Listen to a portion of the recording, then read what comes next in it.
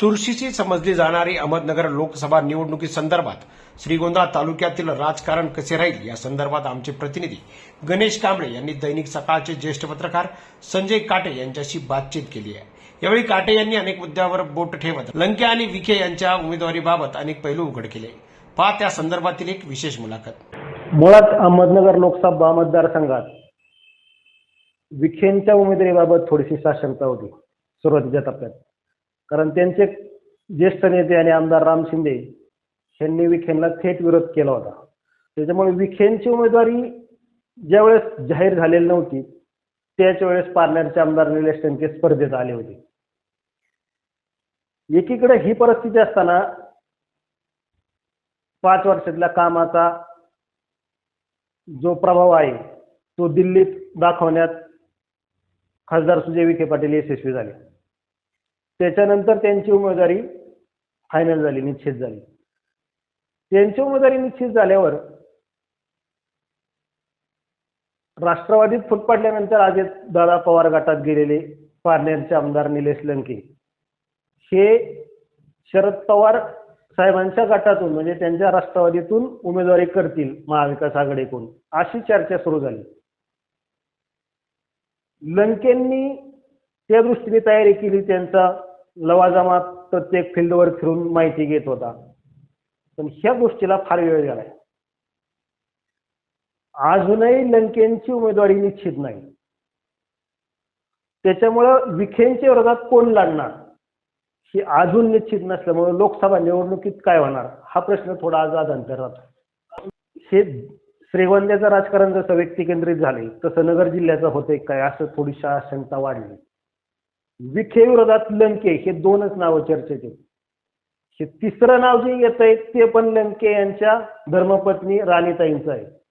मग लंकेंनी हित नियोजनपूर्वक विखेंच्या विरोधात फक्त लंकेच ही जी स्ट्रॅटर्जी राजकीय केली ती कमालीची चर्चेतली आहे। विखे नाही तर दुसरं कोण हे नावच अजून पुढे येत नाही। त्याच्यामुळं विखेंचा आज जो प्रभाव वाढलाय त्याचं कारण विखे विरुद्ध लंके अशी जर फाईट झाली तर ही फाईट व्हावी हे सगळ्यांचा दृष्टिकोन आहे, कारण विखेंच्या विरोधात फक्त लंकेच ताकद देऊ शकतात, फाईट देऊ शकतात। ही जी चर्चा पुढे आली ती फक्त लंकेच विरोधक आहेत याच्यामुळे आलेली। लंके आमदार लंके जे स्वतः उमेदवार असल्यावर जी पद्धतीचं राजकारण मतदारसंघात राहील ते राणीताई उभे राहिल्यानंतर राहणार नाही असं सामान्य लोकांचं किंवा राजकीय जाणकारांचं म्हणणं आहे। कारण राणीताईंचा प्रभाव पारनेर पुरता मर्यादित आहे, तसा निलेश लंकेंचा प्रभाव हा मतदारसंघात जाणवतो। जर कडवी लढत द्यायची विखेंना, जर आज लंके आल्यामुळे विखे जमिनीवर आले। लंके जोपर्यंत स्पर्धेत नव्हते तोवर विखे स्वतः खासदार साहेबांचा त्याविषय सोडून पण त्यांची जी यंत्रणा आहे ती फार हवेत होती। पण लंके ज्यावेळेस यंत्रणेत आले, लंके उभे राहणार असं ज्यावेळेस कळलं, लंकेला जो सामान्यांचा रेटा जो सहानुभूती मिळती ती पाहता आज विखे किंवा भाजप जमिनीवर आले। आणि त्या अँगलनी जर विचार केला तर राणीताईंचा प्रभाव आता हे भविष्य आपण वर्तू शकत नाही, पण आजच्या घडीला निलेश लंके हेच उमेदवार पाहिजेत हे सामान्यांची भूमिका वाटते। लोकसभा निवडणूक ही स्थानिक मुद्दे त्याच्यात बरोबर राहणारच, पण उमेदवार कोण आणि कोणत्या पक्षाचे याला लोकसभा निवडणुकीत महत्व राहणार। त्याचं सगळ्यात महत्वाचं श्रीगोंदे मतदारसंघात हा इतिहास आहे की कट्टर परंपरागत देश प्रतिस्पर्धी आहेत पाचपोते आणि नागवडे, ते एका व्यासपीठावर आले तर त्यांना मानणारे कार्यकर्ते विरोधात जातात किंवा त्यांना मानणारे मतदार विरोधात जातात, हा इतिहास आहे। स्वर्गीय दिलीप गांधींच्या वेळेस दिलीप गांधींनी सुरुवातीच्या टप्प्यात दिलीप गांधी नौखे उमेदवार असताना हे सगळे एकत्र आल्यानंतर लोकांनी त्यांच्या विरोधात मतदान करून त्यांचा रोष मतपेटीत दाखवलेला आहे। असं एकदा नाही अनेक वेळा घडलेलं आहे। त्याच्यामुळं विखेंना नागवडे पाचपुते एका स्टेजवर किंवा एका गाडीत घेऊन फिरणं अत्यंत धोकादायक। हे जसं खरे तसंच विखेंची स्वतःची यंत्रणा वेगळी। विखे कुणावरही डिपेंड राहत नाहीत राजकारणात, हा त्यांचा जिल्ह्यातला इतिहास आहे। विखे स्वतःची यंत्रणा लावून स्वतः माहिती काढून ग्राउंड रिपोर्ट काढून निवडणूक करतात। पण तरी पण नागवडे पाचपुते एकत्र येणं त्यांच्यासाठी अडचणीचं आहे. हा एक भाग तालुक्याच्या दृष्टीने झाला. माजी आमदार राहुल जगताप हे अजूनही उघडपणे लंकेला घेऊन फिरलेले नाहीत. कारण त्यांनाही अजून लंके उमेदवार आहेत का, त्यांच्या मिसेस उमेदवार आहेत का, अजून तिसरं कोणी हे राहुल दादांचं पण त्यांना निश्चित अजून समजलेलं नाही. त्याच्यामुळे लंकेच्या बाजूनी सामान्य लोकांचं, सामान्य कार्यकर्ते, दुसऱ्या फळीतले कार्यकर्ते स्पष्टपणे दिसतात. पण लंके जोपर्यंत ठोस भूमिका घेत नाहीत तोपर्यंत नेते त्यांच्याबरोबर दिसणार नाहीत. साजन पाचपुते हे शिवसेनेची अटॅच आहेत. शिवसेना ही महाविकास आघाडी सोबत आहे. साजन पाचपुतेंना माझ्या माहितीप्रमाणे सांगली मतदारसंघ ते जास्त लक्ष देणार आहेत. हीच परिस्थिती बाळासाहेब नाटा आणि दत्तात्रय पानसरेंची युतीत आहे. त्यांनी स्वतःला बारामतीत कोंडून घ्यायचं ठरवलं. म्हणजे नगर जिल्ह्यात विखे विरुद्ध लंके जर अशी फाईट झाली तर नेते सुद्धा स्वतःला बचावात्मक पवित्रा घेण्याच्या परिस्थितीत आहेत. त्याच्यामुळे सामान्य त्यावेळेस काय करतील हा परिस्थिती आज चर्चा करण्यासारखी नाही. मराठा आंदोलनाचा निश्चित सगळीकडे महाराष्ट्रात फरक जाणवणार आहे. म्हणजे जी चर्चा येते किंवा जे लोकांचं म्हणणं येते, लोक स्पष्टपणे बोलतात, हे त्या आंदोलनाचं अडचणी सत्ताधाऱ्यांना किंवा त्याच्या भागातल्या नेत्यांना हे जाणवणार आहेत.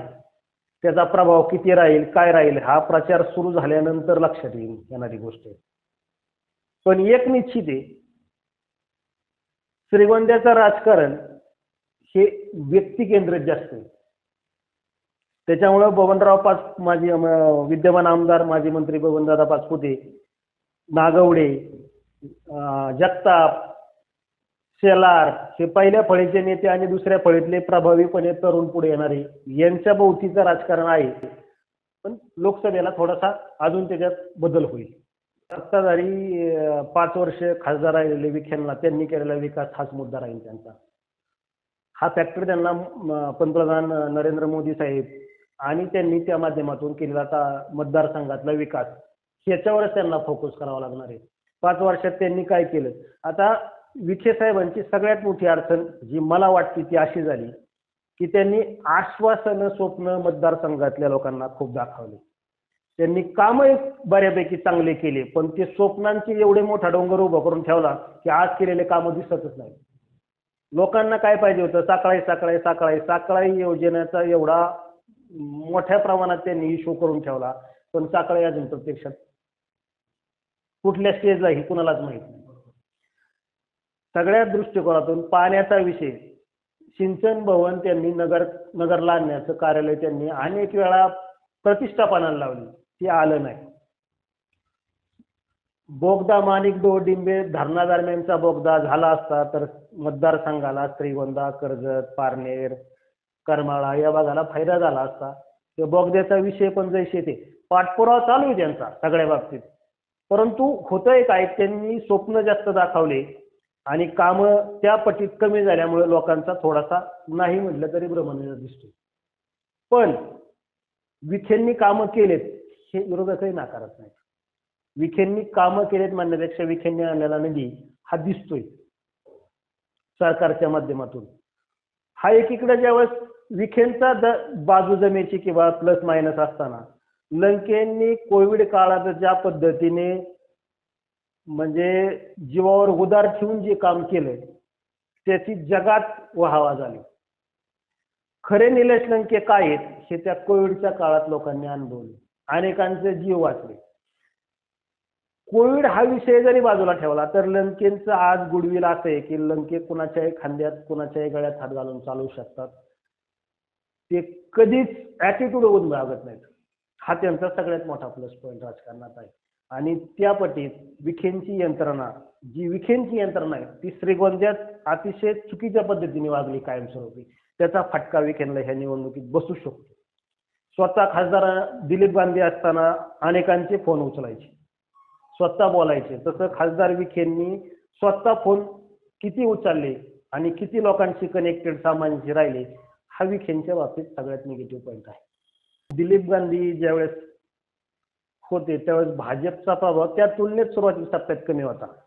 पण हे राजकारण असं असतं. सगळे दिलीप गांधींच्या विरोधात म्हणून लोक दिलीप गांधींबरोबर होते सुरुवातीच्या टप्प्यात. पण दिलीप गांधींनी ज्यावेळेस त्यांचं कामातून ठसा दाखवला त्यावेळेस लोकांना दिलीप गांधींविषयी आपुलकी वाटली. हा त्यांचा प्लस पॉईंट ठरला आणि त्यावेळेस सोशल मीडियाचा प्रभाव कमी होता.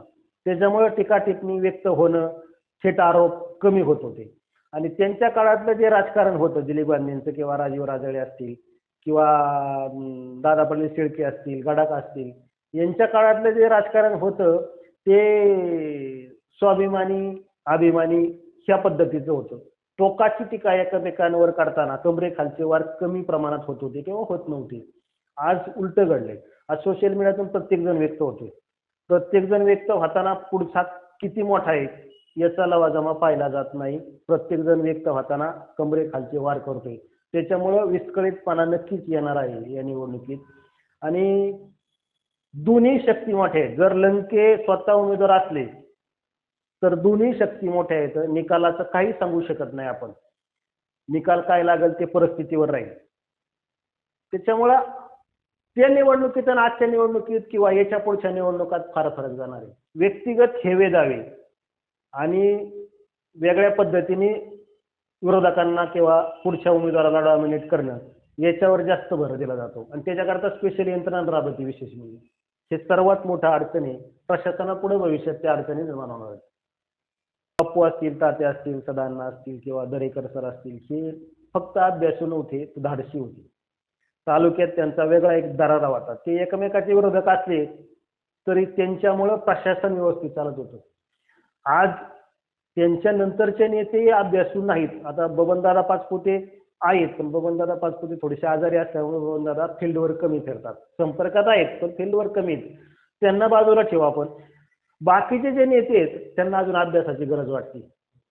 प्रशासनावर दबाव ठेवण्यासाठी तुम्हाला पहिला अभ्यास करावा लागेल. तुम्हाला प्रश्नच माहीत नसेल. ह्या जे दिवंगत नेते होते त्यांना चौकटी माहिती होत्या प्रश्नाच्या, पण त्या चौकटी बाहेर किंवा चौकटीतून काम करून घेण्याचा एक हातोटा होता. त्यांची हातोटी होती आणि त्या माध्यमातून त्यांनी सामान्यांचे प्रश्न सोडवले. आज प्रशासनावर जरब राहिलं नाही कोणाचा. प्रशासन नेत्यांना भीक घालत नाही.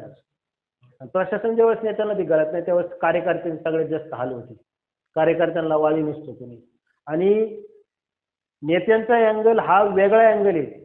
ज्याला त्याला स्वतःचं अस्तित्व जपायचं, स्वतःची जी उभा केलेली हे तेच जपायचे त्यांना. त्याच्यामुळे त्याच्या पुढे जात नाहीत नेते आजकालचे. अशी दुर्दैवाने म्हणण्याची वेळ आली तालुक्याच्या बाबतीत. म्हणजे कुणाला कारखाने सांभाळायचे, कुणाला आमदारकी सांभाळायची, कुणाला त्याचं स्वतःचं अस्तित्व सांभाळायचंय, कुणाला पक्षात स्थान टिकवायचंय. ह्याच्यामुळे सामान्य करते तो कार्य. पण आज सुरुवातीच्या टप्प्यात लंकेला जास्त लोकांचा ओढ आहे की लंके उमेदवार पाहिजे. म्हणजे जी सुप्त लाट हवी ती उघड लाट आहे. हा फायदा लंके साहेबांना जसा आहे तसाच विखे साहेबांना डॅमेज कंट्रोल करण्यासाठी. कारण विखेंना हे जाणवते की हिचा त्रास आहे ना, ते डॅमेज कंट्रोल करायला त्यांना संधी मिळते. त्याच्यामुळे निकाल किंवा श्रीगोंद्यातलं मताधिक्य काय राहील ते थोडंसं पहिल्या टप्प्यात सांगणार आहे. प्रशासनाला सगळ्यांना सांभाळून घ्यावं लागणार आहे. त्याचं कारण तहसीलदार मॅडम महिला आहेत, आपल्या सहाय्यक निवडणूक निर्णय अधिकारी सुद्धा महिला आहेत असं समजते. पंचायत समितीच्या गटविकास अधिकारी महिला आहेत, मुख्य अधिकारी महिला आहेत. एकीकडे हा विषय असताना पोलीस ठाण्याचे PI दोन्ही त्या मानाने नौके. श्रीगोंद्याचे पोलीस निरीक्षक ज्ञानेश्वर भोसले हे अनेक दिवस झाले असले येऊन तरी त्यांचा दबाव अधिकारी म्हणून अजिबात जाणवत नाही. म्हणजे तो पोलिसांवर जाणवत नाही, गुन्हेगारांवर जाणवत नाही आणि सामान्यांवर जाणवत नाही. तर या वरिष्ठ अधिकाऱ्यांनी याच्यात जाणीवपूर्वक लक्ष देणं गरजेचं आहे. कारण महिला अधिकाऱ्यांच्यामुळं, महिला अधिकाऱ्यांना नाही म्हणलं तरी सक्षम आहेत सगळ्या, पण बंद येणार आहेत. आणि त्याच्यात PI जे आहेत पोलीस निरीक्षक त्यांनी थोडासा धाडसाने किंवा खंबीरपणे लोकांच्या बरोबर, लोकांच्या सोबत राहायला पाहिजे. तसं झालं नाही तर इथं प्रशासनाला फार मोठ्या अडचणी येतील. कारण जर विखे साहेब विरुद्ध लंके साहेब अशी जर फाईट झाली तर कुणीही माघार घेणार नाही. टोकाच्या वाद होण्याची शक्यता नाकारता येत नाही. त्या दृष्टीने आजच पावले उचलण्याची गरज आहे. आपण पाहिलं की ज्येष्ठ पत्रकार काटे यांनी अहमदनगर लोकसभा निवडणुकीच्या बाबतचे अनेक मुद्दे स्पष्ट बोलून दाखवले.